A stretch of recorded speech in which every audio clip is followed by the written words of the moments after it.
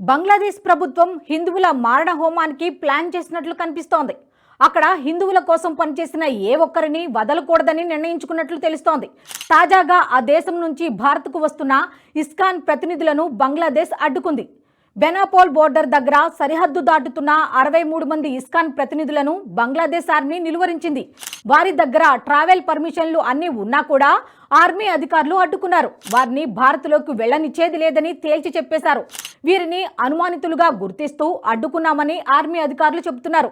అయితే తాము భారత్లో ఒక మతపరమైన ఈవెంట్కు వెళుతున్నామని చెప్పినా అధికారులు అడ్డుకున్నారని ఇస్కాన్ ప్రతినిధులు చెబుతున్నారు. తమకు ట్రావెలింగ్కు సంబంధించిన అన్ని పర్మిషన్లు ఉన్నాయని, అయినా కూడా అధికారులు ఒప్పుకోవడం లేదని తెలిపారు. దీన్ని బట్టి చూస్తుంటే ఇస్కాన్ ప్రతినిధులను అక్కడి ప్రభుత్వం టార్గెట్గా చేసుకున్నట్లు తెలుస్తోంది. ఇప్పటికే చిన్మయ్ దాస్పై దేశద్రోహం అభియోగాలను మోపి జైల్లో వేసింది. దీంతో పాటు అనేక మంది ఇస్కాన్ ప్రతినిధులను జైలుకు పంపిస్తోంది అక్కడి ప్రభుత్వం.